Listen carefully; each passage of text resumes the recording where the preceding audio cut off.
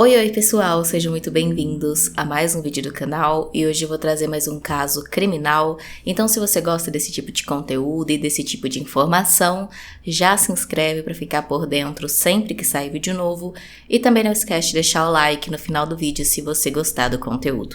Então é isso, eu vou puxar a vinheta e vamos começar o caso de hoje.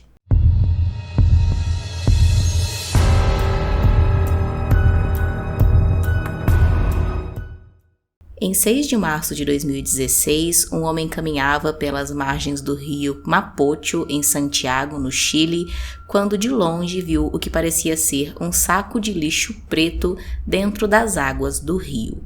O homem se aproximou e percebeu que de dentro do saco de lixo preto saía o que parecia ser um braço humano. Muito assustado, então, ele acionou a polícia, que foi rapidamente para o local. Chegando no local, os policiais abriram esse saco de lixo preto e perceberam que realmente lá dentro tinham 2 braços humanos e também 2 pernas, que ao que tudo indicava eram femininos. Eles colheram então as digitais desses membros e compararam no banco de dados do Registro Nacional Chileno, mas as impressões não foram compatíveis com nenhuma ali naquele banco de dados e isso significava que aquela vítima poderia ser estrangeira. As investigações se seguiram então, com a polícia tentando identificar de quem eram aqueles membros, e no dia seguinte, dia 7 de março, outras pessoas que passavam por aquele mesmo rio encontraram outro saco de lixo preto que continha ali o restante do corpo daquela pessoa. Esse segundo saco de lixo preto foi encontrado a cerca de 100 metros de distância do primeiro, que foi encontrado no dia anterior, e lá dentro a polícia encontrou o tronco e a cabeça da vítima. Ainda na tentativa de identificar a vítima, os policiais tiraram várias fotos das unhas da mulher, que estavam pintadas e tinham ali alguns desenhos de flores, e também tiraram fotos de várias tatuagens que ela tinha e pulseiras que ela usava, e divulgaram essas imagens na mídia para que algum familiar ou algum amigo pudesse identificar e assim poder esclarecer quem era aquela mulher. Algumas horas depois de divulgar as imagens, a polícia recebeu uma ligação de uma mulher que trabalhava como manicure, e essa mulher disse que identificou aquelas unhas e identificou que ela tinha feito aqueles desenhos, e então soube dizer para a polícia o nome da mulher e também onde ela trabalhava. A vítima era Juliana Andréia Aguirre Azevedo, de 21 anos, e sabendo onde ela trabalhava, a polícia foi até lá atrás de mais informações. Chegando lá, eles mostraram uma foto da Juliana para a chefe dela. A mulher a reconheceu e disse que realmente a Juliana trabalhava lá há cerca de 4 meses, mas que não tinha ido trabalhar nos últimos dias. A polícia, então, através do registro ali da mulher como funcionária, conseguiu todos os dados dela, inclusive o seu endereço, e foram até lá. Chegando lá, não tinha ninguém no apartamento, então a polícia resolveu conversar com alguns vizinhos e descobriram que a Juliana morava com o seu namorado, um rapaz chamado Edwin Maurício Vasques Ortiz, de 24 anos, e ficaram sabendo que a relação do casal era bastante conturbada. Isso porque os vizinhos contaram que eles escutavam o casal brigando aos gritos frequentemente dentro do apartamento e também viam eles brigando ali na área comum do prédio. E, segundo eles, o namorado da Juliana parecia ser muito controlador e muito possessivo com ela. Eles disseram que aparentemente essas brigas eram sempre causadas pelo ciúme do Edwin com a Juliana. Ele sempre queria saber de todos os passos dela, brigava se ela conversava com outras pessoas, até mesmo ali com os vizinhos. Então isso indicava que realmente ele era muito controlador.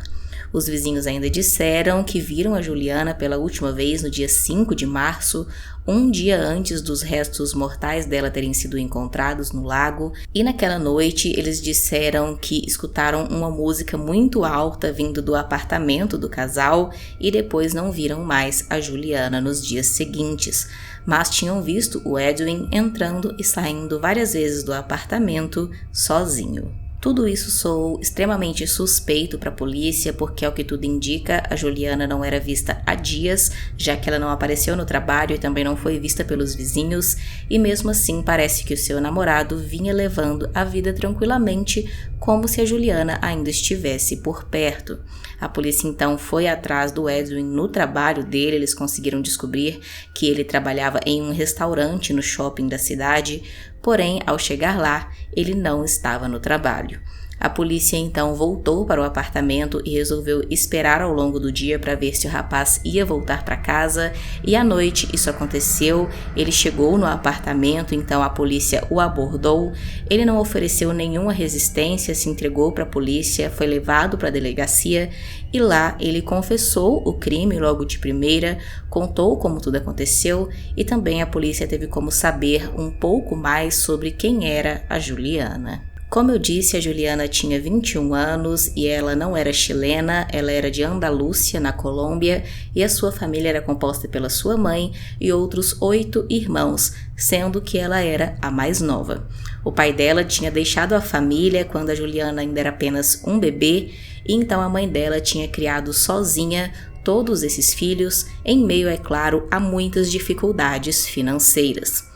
A Juliana foi descrita como uma mulher responsável, esforçada, muito próxima da família, principalmente das irmãs, e ela também tinha o grande sonho de estudar em uma universidade e conseguir fornecer uma vida melhor para sua mãe e para os seus irmãos, que, como eu disse, tinham uma situação econômica muito difícil, porque eles moravam em uma região muito humilde, tinham muitas pessoas ali vivendo na mesma casa, na mesma família, então era muito difícil a vida para eles. E a Juliana, desde muito nova, tinha esse sonho de conseguir crescer na vida e oferecer uma vida mais confortável para sua família que ela tanto amava. Em agosto de 2015, quando a Juliana estava com 20 anos, ela conheceu o Edwin Maurício Vasques Ortiz, de 24 anos, que era esse namorado dela, e eles logo começaram um relacionamento.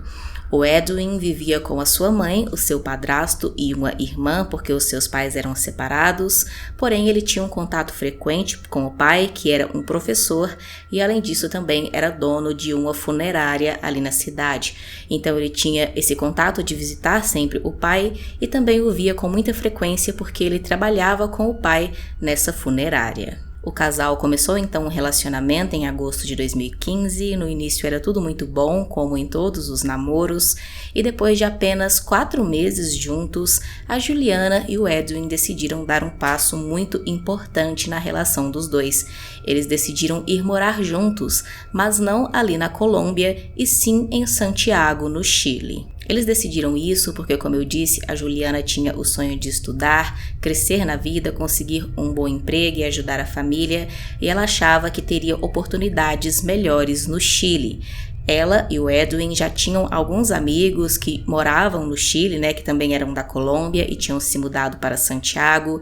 Esses amigos tinham de fato conseguido empregos melhores, tinham conseguido uma renda melhor, e então, pensando em seguir esse mesmo caminho, os dois decidiram que iriam se mudar para o Chile. Depois de muito conversar e decidir como seriam as coisas, em novembro de 2015, o casal de fato se mudou para o Chile e passaram a viver juntos. Assim que chegaram no Chile, a Juliana e o Edwin não tiveram muitos problemas em conseguir um emprego.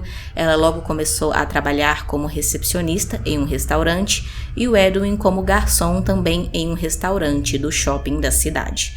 A vida financeira dos dois melhorou, assim como eles tinham a expectativa, eles passaram a viver de uma forma mais confortável e também o dinheiro que sobrava ali para Juliana, depois de pagar as contas, ela mandava para a mãe para ajudar a família como ela sempre quis. Apesar de estar bem longe da família, a Juliana mantinha um contato quase que diário com eles, principalmente com as irmãs, de quem era muito próxima. Elas conversavam por redes sociais, também por chamadas telefônicas, e a Juliana parecia estar extremamente feliz. Ela estava realizando um sonho, estava conseguindo trabalhar, se dedicar a si mesma, correr atrás do seu futuro, e tinha ainda muitas possibilidades, afinal de contas ela era muito jovem. Então, segundo as irmãs dela, ela estava extremamente feliz e realizada. Porém, toda essa perfeição na vida da Juliana e do Edwin aparentemente começou a mudar depois de um mês que eles estavam lá no Chile. Isso porque a Juliana começou a comentar com as suas irmãs que o Edwin estava mudando um pouco o seu comportamento, ele estava ficando cada vez mais ciumento e também controlador, eles estavam começando a brigar cada vez mais porque qualquer coisa que acontecia, se ela conversasse com qualquer pessoa, era motivo para ele ficar extremamente enciumado e isso estava causando um desgaste entre o casal. Mas ela disse que estava tudo bem, que ela estava conseguindo contornar essa situação e que apesar disso os dois seguiam felizes vivendo essa nova vida. Porém, segundo o que o próprio Edwin contou para a polícia, a Juliana não estava conseguindo controlar a situação, assim como ela disse para a sua família.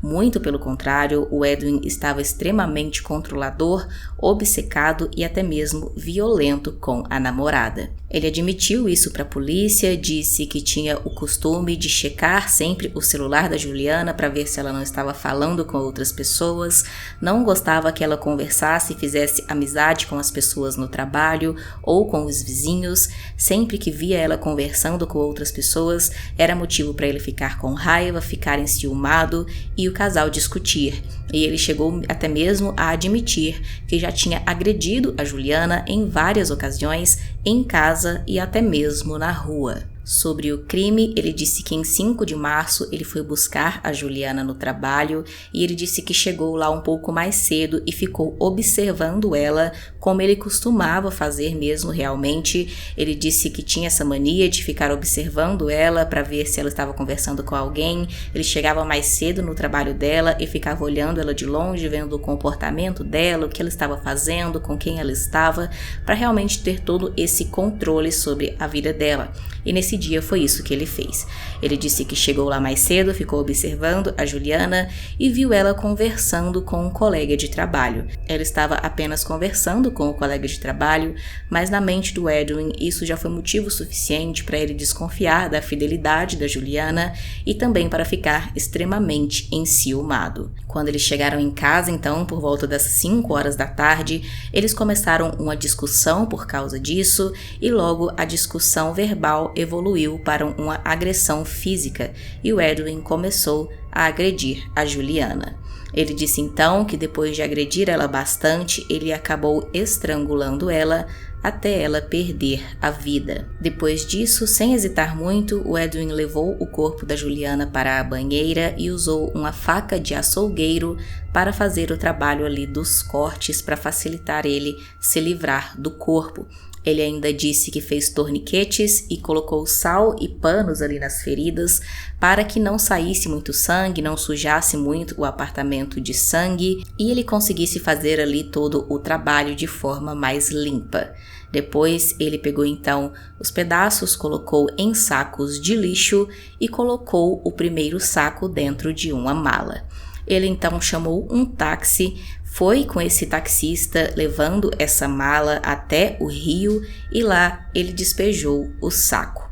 Depois ele voltou para casa, colocou o segundo saco dentro dessa mesma mala, chamou outro táxi e fez a mesma viagem novamente. O Edwin deu todo o seu depoimento de forma muito fria, ele não apresentava nenhum remorso, nenhuma culpa e nem nenhuma tristeza pelo que tinha acontecido com a Juliana.